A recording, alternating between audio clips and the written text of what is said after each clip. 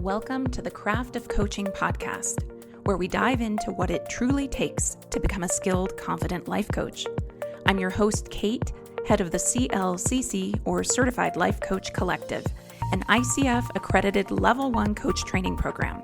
We combine courage, coaching, and community to offer you more than just a training program, but a life-changing experience where you use your own personal transformation as the learning ground for supporting your clients. On this podcast, we explore how you can use coaching skills to support your clients or expand your own growth, all grounded in evidence-based coaching practices. Learn more about our program and get free resources for becoming a life coach at teamclcc.com. And now, here's today's episode.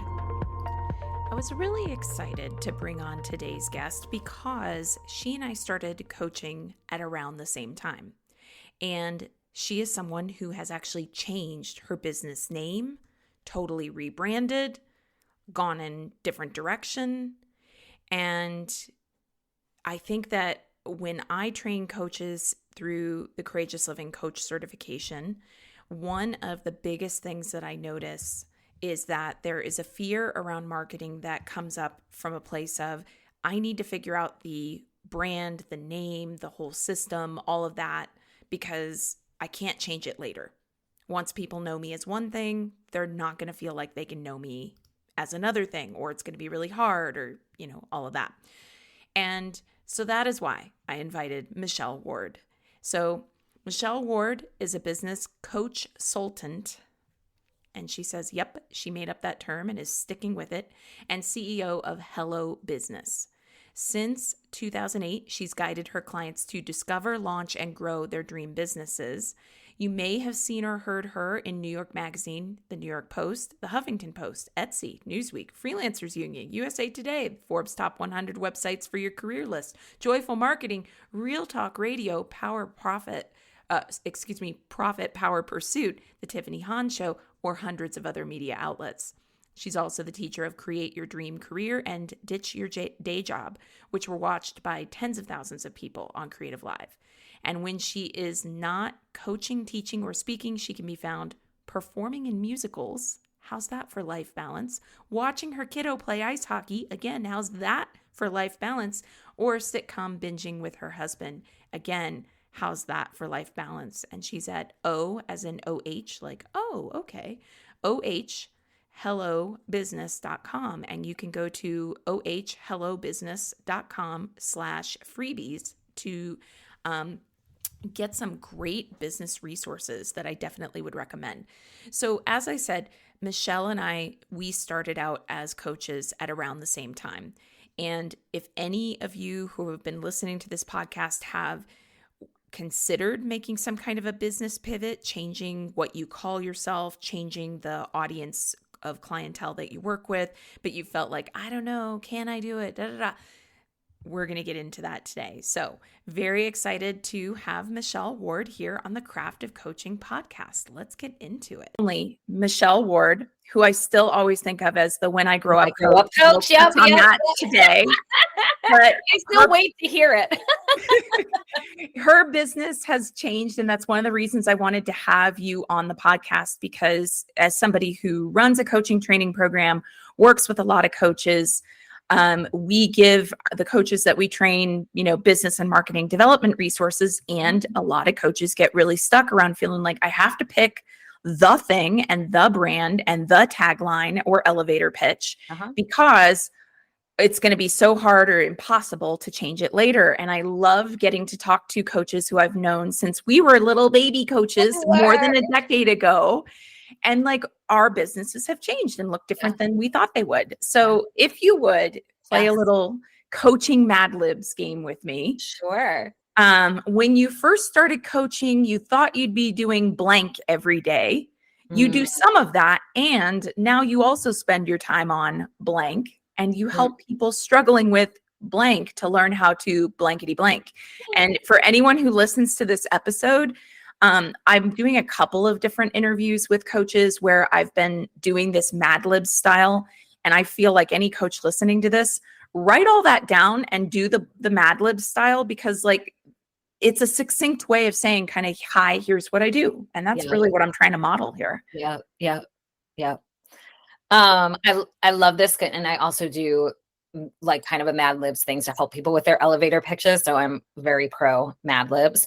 When I first started coaching, I thought I'd be coaching actors to help them find new professions that they would like be fulfilled by. Um, I never did some of that, actually. I never did some of that, but that's what I thought I was doing. But now I also spend my time on marketing, like marketing. Now I help people who I help creatives who are struggling with discovering, launching, growing their sustainable businesses, to learn how to make it work for them and their ideal clientele. Yeah. And the sustainable part is really important because, as you and I were chatting about right before we like started today, I mean, it's just so easy to try to be everywhere at all times, doing all the things. And then, especially if you're not sure how to measure your efforts, what's working, what's not working, it can just get really, really overwhelming. So, yeah. The blessing and the curse of being an entrepreneur in 2024. And, when we first came up together, I joke it's when dinosaurs roam the internet, just like I call myself an internet dinosaur too. Yeah, over all of our websites, just dinosaurs walking, and people would say, oh, how did you market yourself when you first launched? And, like it's laughable, right? Like I would say to them, we had blogs where you would comment on each other. People read, I remember binging blogs, but not only that, you would comment and become friends with the person who had the blog just by comment. It was like and Twitter was like the one place everyone was, it was newly Twitter, it was blogs, it was newsletters. So different back then. So different. Yeah, it's been quite a ride, and it's an interesting time to sort of be doing the entrepreneurial thing. Yeah. Like we can get into like a whole, thing about it, but I actually wanted to, like, in going along with this timeline idea, one of the things I love about following you, and it's something that I think you do that not everyone else is doing, and I feel like I haven't kept up with enough of the same metrics. You're totally modeling and inspiring me, like, oh yeah, I should keep up with these metrics myself.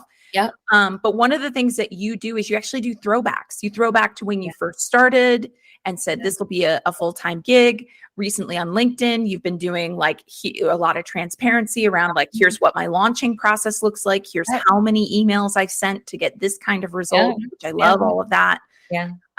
What have you learned about the common struggles of business owners, coaches in particular, during, I'd say, the first 5 years of standing up a business? Because I feel like the first 2 years are like, it's just, whoa, it's like all the things and all that. But then like around that first 5 years, somewhere in there, people tend to find their flow. I'm curious what you notice. Yeah. I think it's that expectation that we kind of touched on earlier, where like, people become coaches because they want to coach, and they will coach, but that's going to be, if an 80-20 rule applies to the start of your business, you're going to be working on marketing and admin stuff 80% and only actually coaching 20%. And I think in those first 5 years, that number will shift. I mean, and I'm sitting here 15 years later, and I don't track my time so closely anymore, but I would say it's been like it's hard to get away from 50-50 unless you have a team and unless you're just delegating and you don't have to wear all these hats yourself. But I think that's the big piece. I think that the clients that I work with, who are coaches, who are consultants, who have these service-based businesses, realize, oh, the marketing piece, reaching out to people, I call it seed planting instead of pitching. Because, and I take the analogy pretty far, because I'm like, it when you open up your mouth and you talk about your business in some way, you are planting a seed, and it might be something that sprouts right away where you go, oh my gosh, I forgot. I just planted that. Look, and now like something has grown and sprouted. It might be that like oh my gosh, I planted these, like nothing happened all year. Like, did that, what did I do? I must have done something wrong because this just didn't come to be at all ever. And then there might be like, oh yeah, I planted that last year and now it's, coming to fruition. So I think if a new business owner is doing it, a new coach is doing it right, they're spending a lot more of their time building relationships, planting seeds, pitching, talking to people, putting their offers out there. I think especially coaches, we're in this business because, and I know this is true for your people that come through your program. We do this because we're heart-based people, and it's fulfilling for us, and we want to make a difference for people, and we want to make that change in the world. So oftentimes, and not to gender stereotype, but I think especially if you're a woman, it's often very hard. They want to give, let me help, but they don't want to sell. So I think that's all kind of related there, if that answers your question. Yeah, I would definitely say that is a fear that, speaking of somebody who like works with courage all the time, that I still have to work through sometimes, of like not wanting to come across as too salesy, not wanting to come across as too pushy. Yeah. And then also recognizing that it's like, to me, the reframe I found that helps me the most is, am I standing in the truth of how awesome I believe this can be for someone if they jump in? Because if I'm standing in that truth, then great, I'm there. And then the other thing is just thinking about like how many of us have worked jobs, like say in corporate, selling a product of some kind that we did not believe in at all. Right.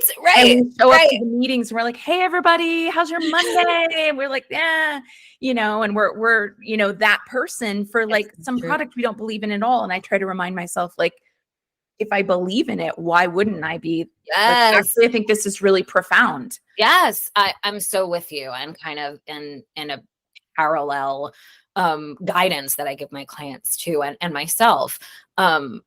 Your business is a business because it solves a problem. So if you provide a solution to a problem and you have the opportunity to take that pain away from someone, then why would you keep it to yourself? It's actually kind of selfish, right? Like, use it to help other people. And again, knowing that we are heart-based ethical people who work with heart-based ethical people, I say to my clients, unless you are buying mailing lists and spamming people, unless you're doing these unethical things, everyone who raised their hand to hear from you, whether they sign up for your newsletter or they follow you on social media, they voluntarily did that because they want to hear from you. So try to remind yourself that they're there voluntarily. They want to hear what you have to say when you have to say it. Otherwise, they wouldn't have followed you or signed up in these different ways. So tell them how you could help them. Tell them about, the problem that you solve. And if they don't want to hear from you anymore, they'll leave in whatever way. So we have to remind ourselves of that too. Yeah. It's a hard thing. And I think the other thing that I see a lot of people get stuck in those first few years is everybody's kind of saying the same thing. Yeah. And I actually, and I don't mean this like it's a copywriting problem. It is. But what I mean is I'll work with coaches, and maybe I'll have two coaches in a CLCC cohort, both of whom want to be wellness coaches. And one or the other of them will feel a little bit like, I feel weird about like, well, what about, like I want to do, work with the same kind of demographic or audience as this person. I know what I like to tell people about that, but I want to hear what do you like to talk to about people when they're kind of like, well, but there's already a lot of people in the space. Yep. This is the homework that I give them.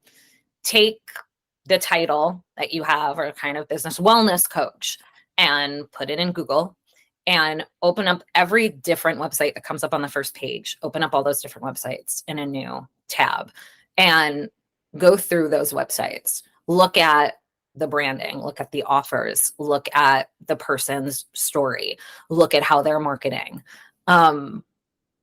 This is leading the witness because I've never had someone do this homework and be like, everyone was exactly the same, or there's every single time you do this, you'll see, oh, I'm opening up 5 different businesses, 8 different websites, and like they're all different. There is room for everyone. And there is a piece, this is a hard thing to trust. And especially when you're at the very beginning of this journey, when you don't have that experience yet, and you haven't clocked time in your business, then it's hard to trust this fact. But there is just something about like who I am, what I offer, what I do, how I do it, why I'm starting this business, why I'm coaching these people in this way is unique, even when there are, thousands of other people doing something similar.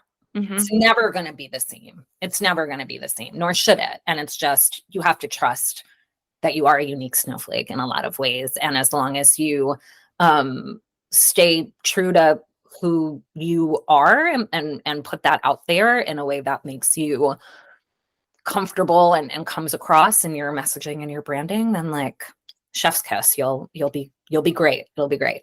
I love that. I do the like kind of inverse one, which is thinking about, okay, let's say in corporate, the odds are actually more stacked against you. Let's say you're a project manager.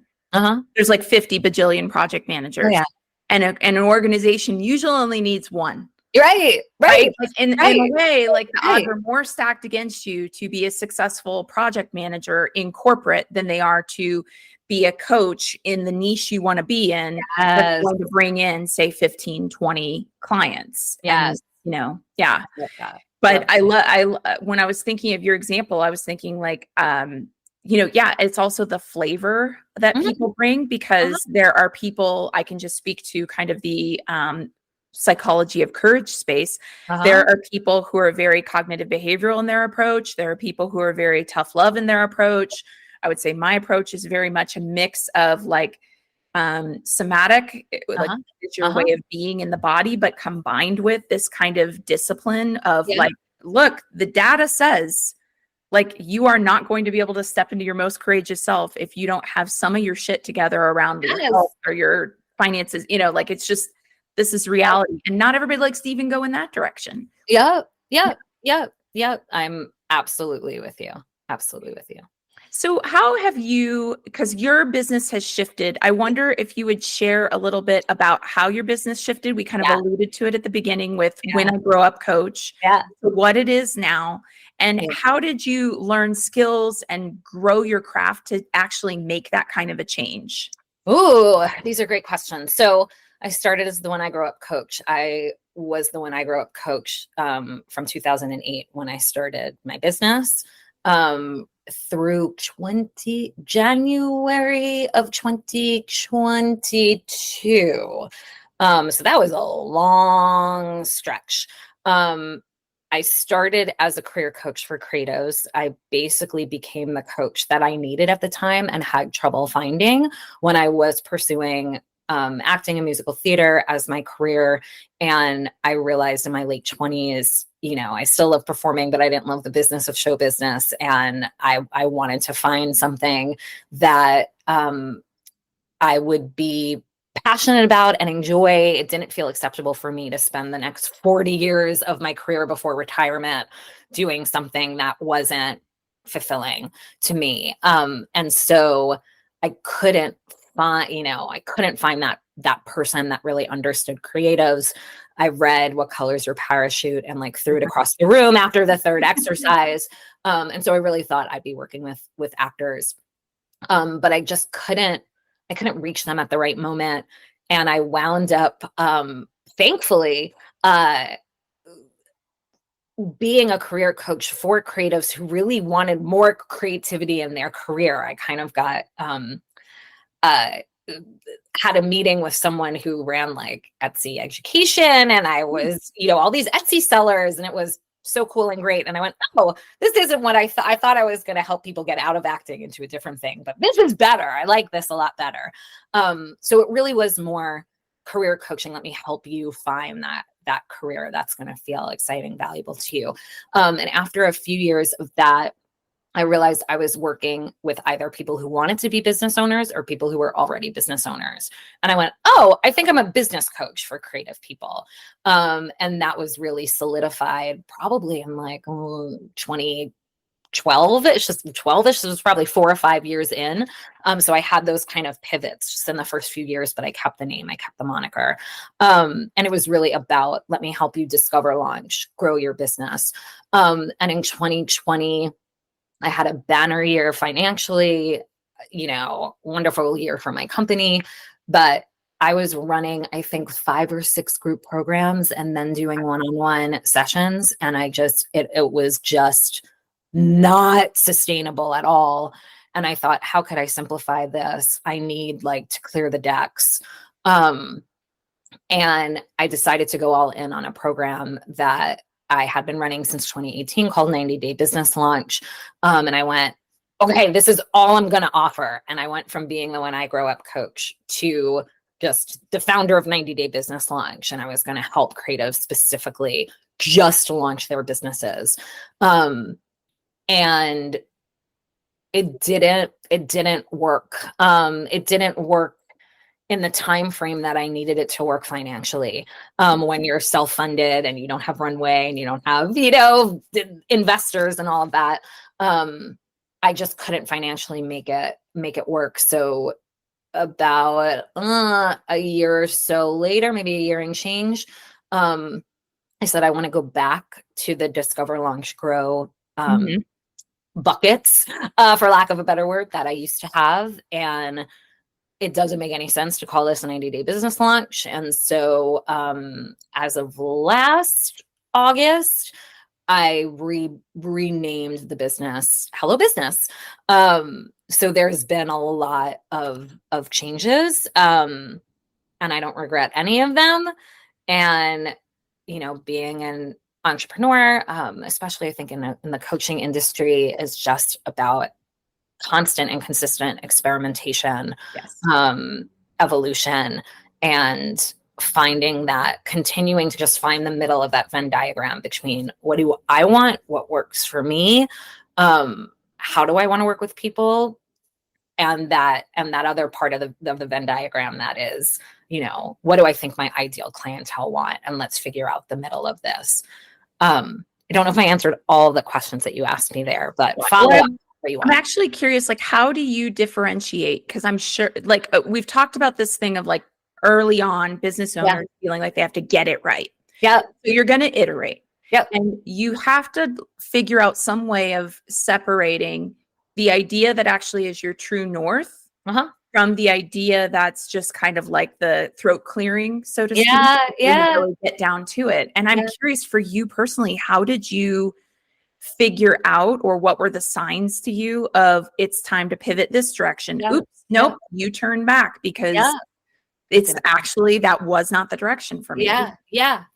I mean, for me, I always listen to my gut above everything else. And I do think and wish and want to say to all especially the new coaches out there, we want the blueprints. We want someone to just give here's the path, just do this and it'll all work. And it just does not work like that.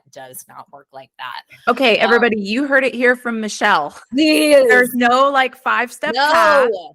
And also, just so we can clear the air, anybody who is selling here's how you have your 6-figure month. Oh my God. Shut up. Just stop. They have one person ever who had a 6-figure month, and they're trying to pretend like it's replicatable, or they're lying. It's one of those two. Yes. Well, and I think, okay, I'm on my soapbox now.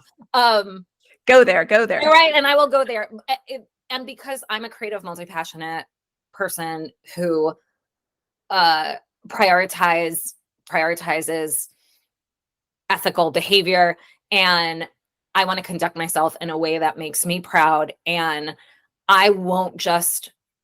I'm never going to be someone that'll just follow those instructions, even if they don't feel good to me. I mean, that stuff might work for the person that's just yep, I will follow this to the letter. And I don't care if it's not how I want to conduct myself. but that'll never be me. And those are usually never my clients, because we're not about success and money, whatever, at all costs or at any cost. So yeah, the people who talk about, before we started recording, we talked about like the coaching industrial complex, and,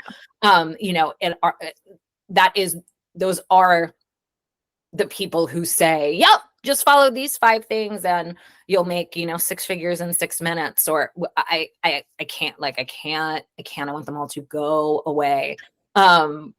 It does not work. So, what was your question, Kate? How do you know?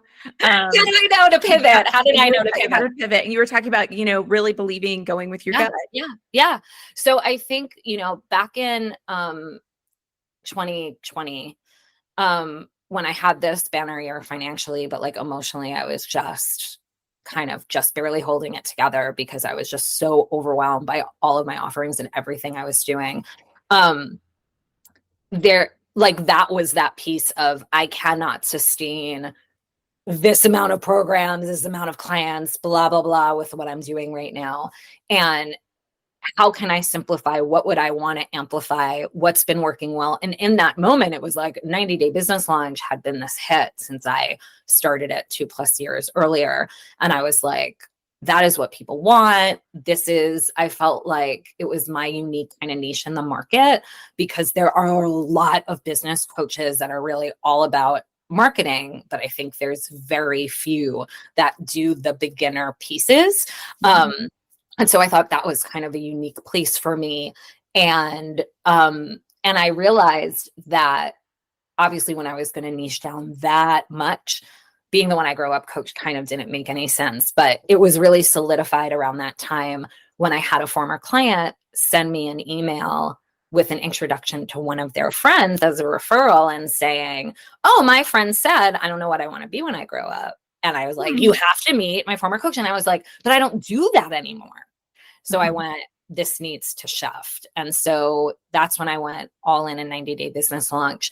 And I think too, because of the financial success of 2020, I took kind of 2021 and I had more money to invest. I had more, I hired teams, and I hired an agency to do Google ads for me and all of this stuff. And just those things didn't work out well. And it just, that pivot out of 90-day business launch into Hello Business was not only a gut thing, but it was a financial thing, 1,000,000%. Like, if that went well and I had, 10 new clients every month and la, la, la, la, la, and I was and it worked for me financially, and I could have sustained that, then I would probably still be there. I don't know if there would be a reason for me to have pivoted so soon after that kind of big, rebrand, rename, the podcast that I went on and the announcements that I made and the goals that I had.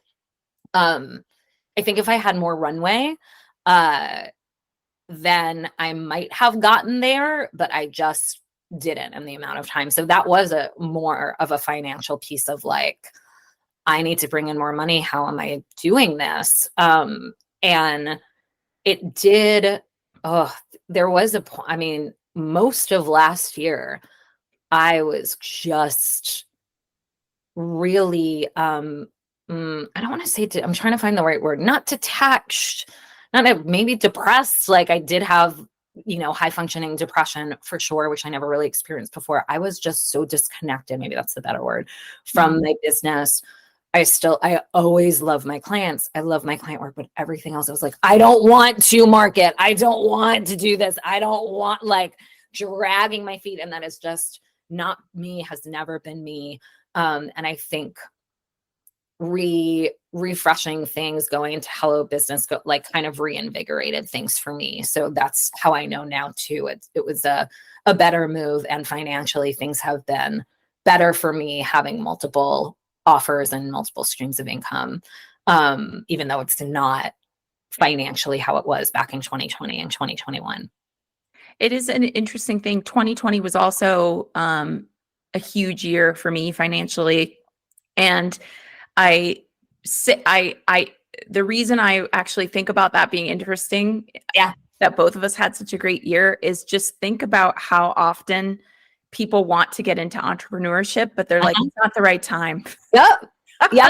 And I mean, like, legit, the first, quarter or so of 2020, I was like, oh my God, how is my business going to stay open? Of Not course. because people weren't coming, but because it just was like all the economic headlines were doomsday. It was just really bad. Yep. And then now it's like, yeah, that was my very, very, very, very, very best year ever. And I hear that multiple six figures. I was like, whoa, when I did taxes, I was like, oh, yes. I made just over $300,000 gross income that year. Same. Right. And so then in 2021 wasn't that far behind. And it really was, I think with COVID, it was like, oh, my business can survive a global pandemic and thrive. Right. It was. And I think that's what made this roller coaster dive of 2022 and 2023 feel so hard, and had a lot, I think, of coaches that we have come up with who've been in the space for a long time. All of a sudden,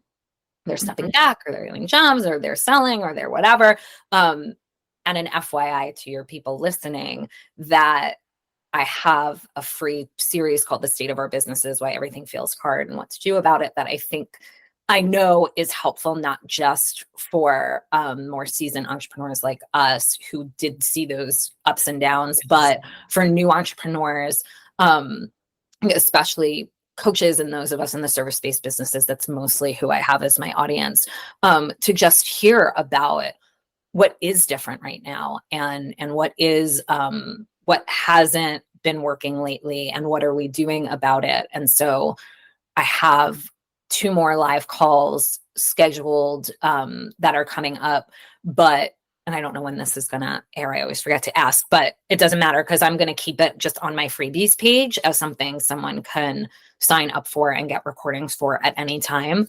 Because it really is kind of like the wild, wild west of online businesses and marketing your coaching business, and things that used to work just don't anymore, or don't in specific situations or for certain people. And so it really is finding out what works for you. And I think being more transparent. That's why I've been so transparent lately about my numbers, because that needs to be amplified right now. And I know that peace and calm and inspiration too, that comes from that feeling like you're not alone, and having that solidarity, and going to one of these calls or watching a recording and seeing 50 or 100 other entrepreneurs in this room being like, yup, me too, but here is what's working, here is where I'm focusing, here's what's changing and evolving. Yeah. And I feel like a lot is changing and evolving, but I actually see it as, I actually think one of the biggest problems is that Facebook and Instagram have really cannibalized their own platforms, and they are going to have such a mass exodus from those platforms that you're pointing to yourself for those who are listening to this, that if they want to survive, they're either going to die, or they're going to, like, at some point they're going to go, oh wait, we can't do this. Because basically, for those who aren't as aware, like, for instance, on my Your Courageous Life Facebook page, I have 11,000 followers. I schedule out my content, and I can see the analytics, and you can see reach on your analytics, like how many people was this shown to, and you can see engagement, which is how many people like or comment or whatever. And for 11,000 people that I don't know how you would buy followers, but like, just right. Clear, I never bought followers. These are people wanting to follow me. I have posts that get 0 reach. Okay. Or three people, this or is 5 why people. I abandoned Facebook business page years ago. Now I want to look up, like, when was my last post that was meant kind of for engagement, because I saw the exact same thing, and I had, and Instagram is starting to do the same thing. Right. And so 7,000, 8,000 people, it would say, seen 33. And I would be like, okay, Facebook, fine. I'll give you some money to boost this post, right? And so I would give them money, which is what they want you to do. So they want you to pay to play. And then they'd say, shown to 300 people. And I'd be like, 7,000 people like this page. What are you doing? And so I stopped. Also, when they show you your own post, I'm just like, are you kidding me? Forget it. And I forgot it. So I stepped away from Facebook. I went kind of all in on Instagram, and I am about to, by the end of this month, put up like one of those 9-grid that kind of like was trendy for a while, of just kind of explaining more about my business and who I am, and saying, hi, I'm taking an Instagram pause. TBD if I'm going to come back or not. I will be in my DMs for anyone who wants to DM me, because that to me is the value of Instagram, are the DMs and the conversations I could have with people. But I spend so long on Instagram content that, and it's funny you mentioned LinkedIn, because LinkedIn has not been on my radar. But in the last year or so, it's definitely like, oh, that should probably be a place I should pay attention to more, because that landscape has really changed. I realized like I'm not getting conversions from Instagram. I'm getting like a few, but not proportional to the time that I'm spending on it. And I was surprised. I don't look at my website stats very often, but I looked at them recently because I'm making SEO a priority for me in terms of marketing. Yep. And I looked at them recently, and I was really surprised to find that in terms of people who came to my website, the traffic, LinkedIn, and I forget the numbers off the top of my head, but it was like LinkedIn had, I think, maybe 60% of the traffic that Instagram had. So Instagram gave me a few more like traffic hits, but again, proportionally, like I was spending so much time posting on Instagram and really not that much time posting on LinkedIn, but LinkedIn was giving me proportionately so many more website visitors that I was like, okay, why am I on Instagram right now? Why? Other than it's habitual, other than vanity metrics for my ego or whatever, other than,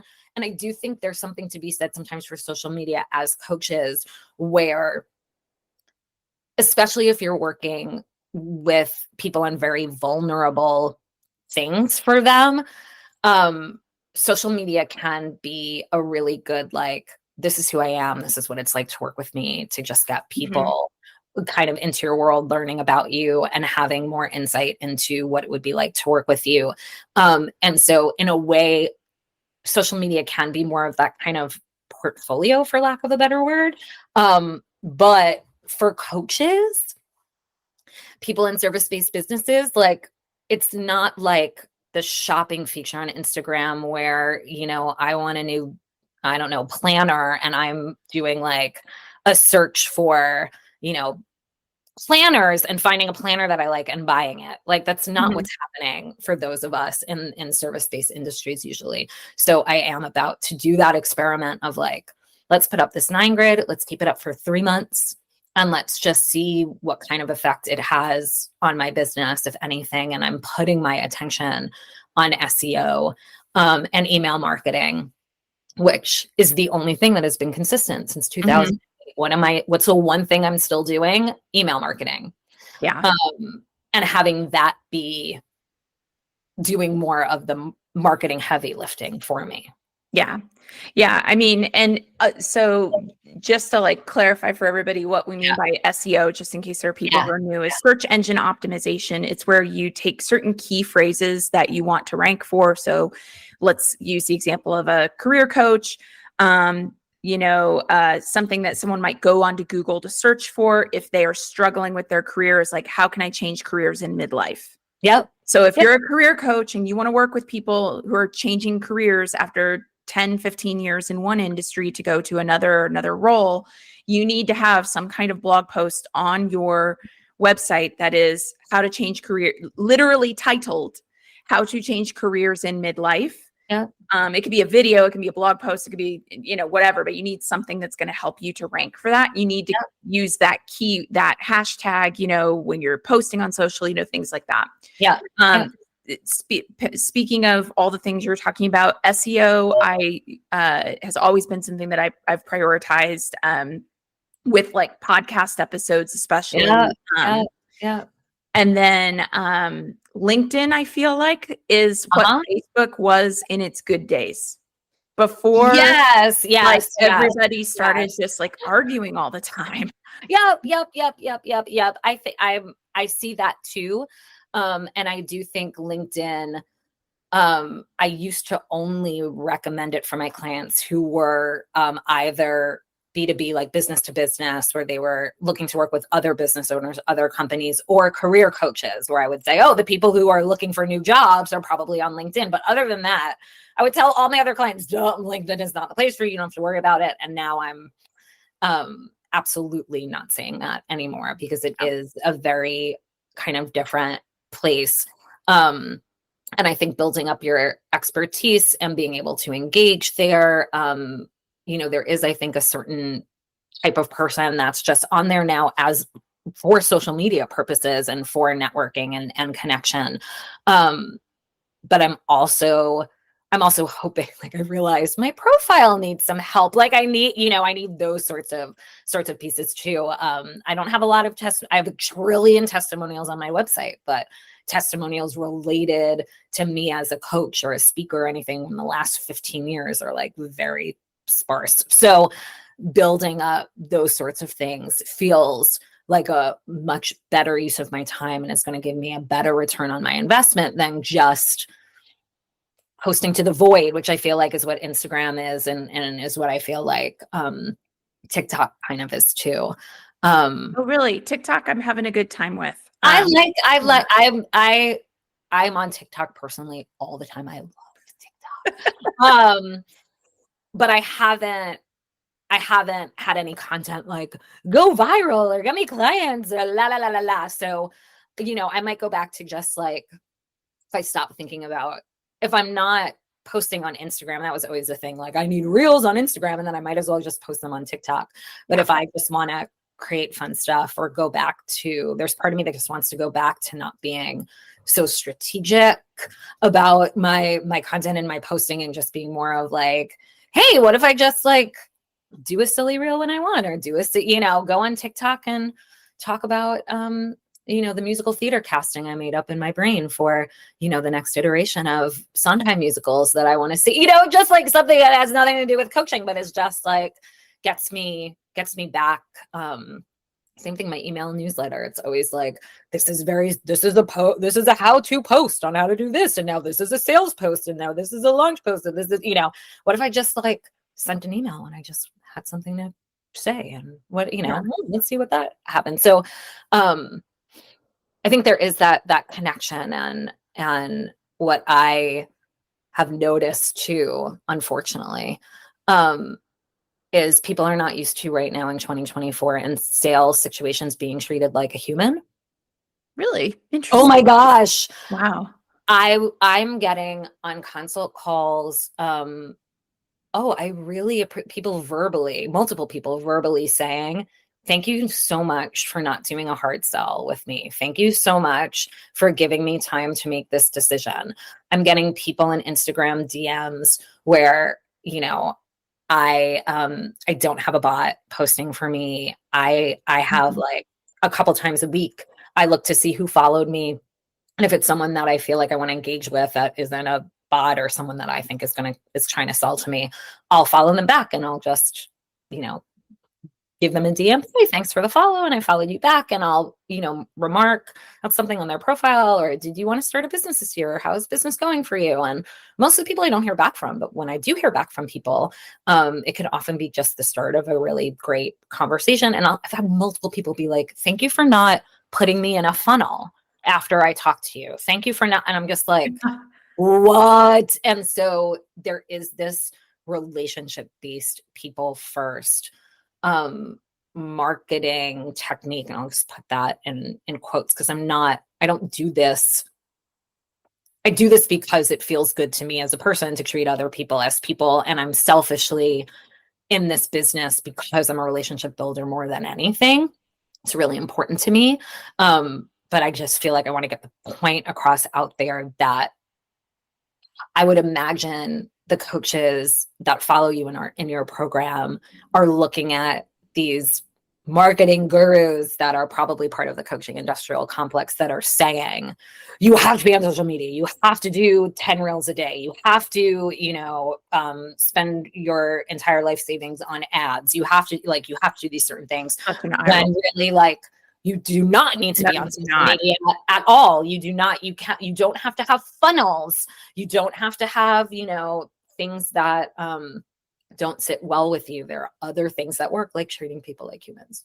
Yeah. I mean, it's something when you said people thank me for treating them like they're human. At first, I wasn't totally sure what you meant. And then once you gave the example, it's like, oh yeah, because when we do, after someone submits an application to our program, we'll get on a quick phone call with them.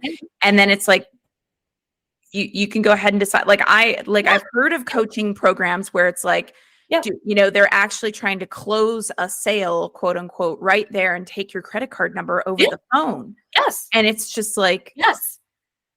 I'm asking you to make a multi-month commitment to be formally certified and trained to make a major career pivot. I'm not going to ask you to make that decision after a quick phone call. Right this minute. I know. Yeah. I don't even do that with my one-on-one clients. The way my structure is, you have a one-on-one session with me. If you like the session and you want to continue, you can sign up for a 3-month commitment. I don't even do packages. It's just a 3-month commitment. And it's the same thing where it's like you get off of that one-on-one call and I tell people I'll send you a follow-up email with a summary of what we talked about. And if you think you'd like to continue, I'll have some information on that in the email. It's when my clients, and again, it's like when you're a newish business owner, you want the formula, you want the blueprint. And so they'll come to me and they'll say, I have a lesson for them in my community membership that I run called Show Up Squad. That is, consultation calls. And they'll be like, how do you deal with the objections? And what do I say to, close and this and that? And I was like, I'm not the person to ask about that, because the way I've run consultation calls for the last 15 years is, you have them answer just a couple questions before you get on the call. So you don't start with a blank slate of just, why are you here? Because that eats up all of your time. Right. You get a sense of who they are, what they're struggling with. You open with, so it seems like you're challenged by blah, blah, blah. And you want to do this. Is that right? And then you talk to them, you give them like half the time to talk. Then you say to them, oh, great, but we still have X amount of time left. I want to make sure, I want here to answer your questions. What questions do you have for me? And let's answer their questions. Right. And then if by the end of the call, that you could help them and you want to work with them, you verbally say that, which is surprising, how we don't think of that, but I think it does make a difference. I know I could help you. I really want to work with you. Here's why. Do you want to hear next steps? And, 9 times out of 10 people say yes. And then you send that, just like you said, send that follow-up email. Here's what we talked about. Here's any resource that I have for you. Here's how to take the next step in working together. But that's it. There's no I need to deal with all the objections. I need to make sure to say things this way because that programs to them that no, thank you. No, thank you. No, thank you. I'm just like, if someone has a lot of objections, to be honest, I go into kind of coaching mode and I go, if you're having this many objections, it's not right for you. It's not right for you. I did once do an intro call for someone who had applied to the program. And I don't feel like they're a bad person for asking this question, but they said something like, what is it about your coaching program that makes you better than other coaching programs? And it was such an interesting phrasing because I just, I think I want to say that I said something to the effect of, this is not going to be very salesy of me, but I just really don't orient that way. I'm just I can tell you our goals and why this is different, but better is I'm not there. I would do the same exact thing. I'm not looking over at them at all. I don't even totally know all the other coaching training programs that are out there. Yeah. because I'm not looking at them. To be honest, when they mostly come on my radar is when like I remember there was a coaching program in 2020 where the founder like just said some pretty abhorrent things on their podcast, and it was like this big scandal, and I heard about that, and I kind of saw it as an opportunity to clarify my own program's stance on DEI and B, and go, okay, like not as a trying to throw shade to her, but just kind of to go, oh, like just in case anyone's wondering, like here's how This we're is what we on stand that. for. Yeah, This is how we. Yep. But it's like that's the only reason I heard about it is because it was this scandal that got talked about. And it's kind of like, you know. Well, and it is interesting, right? Like I'm trying to think, have I been put in that position on consultation call to kind of hard, like the person's asking you to kind of hard sell yourself. Yeah. Not what I'm here. I'm here to give you the information. I'm here to answer your questions. And I will often say the consultation calls are like, they're your calls. So tell me what information you need from me to help you make the best decision for you. Yeah. The end. And again, it's like one human to another human. Like I'm a human getting on Zoom with another human to see, can I help you? If so, how can I help you? If not, do I know of anything or anyone that could help you? The end. That's it. That's marketing takeaway here. When you market to people, treat them the way you would want to be treated. If you wouldn't want your name to be bought and sold on a spam and then spammed on a newsletter, don't do that. If you don't like being hard sold to, don't do that. If you don't like a bait and switch, don't do that. If, you know, like it's always, and then you're aligning with your integrity. So 1,000,000%. Yeah. All right. Well, Michelle, you've given us so many incredible tidbits today.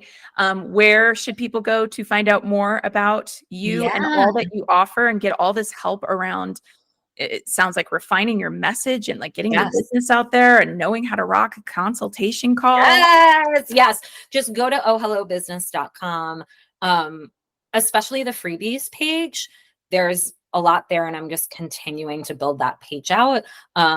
From the State of Our Businesses series to Leave Your Job and Launch Your Business workshop to the only 4 steps you need to start your business. So you don't wonder what's next. There's articles. And then my programs are there. 90-day business launch is great for anyone who comes out of your program and it's still like, oh, but I know how to coach, but the business stuff is still like, nah. And then I have Show Up Squad for those that are looking for more prioritizing what do they need to work on, usually for those post-launch who want community, who want accountability, who wants those lessons, all of those pieces. And who knows where I'm going to be to connect with on social media. So I would say, like, if you go to ohhellobusiness.com, you'll see my social media icons, like I think in the footer and the header. And that's just wherever I am in the moment, because who freaking knows at this point. And I'm going to issue a personal challenge to anyone listening to this. If you know, and if you feel like, oh God, she's calling me out here, she's describing me exactly, I'm actually trying to call you in. If you know that you got your coaching training and you have been waiting to launch your business, trying to find the right time, how do I go do the 90-day business launch. Please. I am saying that I'm not getting a referral or a kickback or anything. I'm saying that literally like 3 months from now, you could be out in the world. Okay, get after it, do it. Because especially if you already know that it doesn't actually have to take months and years. No, right. 90 days. It actually can. So, Thank you. I appreciate that. We just launched our 150th business since 2018. And so that it's like, I pinch myself, right? And that is someone I was having consultation with did the math and was like, oh, that's one business every other week for the last oh my God. I'm like, that's amazing. Thank you for that stat. So yes, like you could be next, and I would love to work with you. I know your people are my people, and any sort of coaching business is right in my wheelhouse. So I appreciate the shout out. All right. Well, thanks for being with us today, Michelle, and head on over to ohhellobusiness.com. All right. That's it for today's episode. Thank you so much for listening. Before you go, would you help us out and take a moment to give us a rating in iTunes, Spotify, or wherever you're listening? It really helps us get the word out to other listeners. And before you go today, would you like free resources to support your coaching journey? Whether you're considering becoming a coach or you want advanced coach skills training, access our coaching resource library at teamclcc.com. Again, that's teamclcc.com. Can't wait to connect with you. And again, thanks for listening.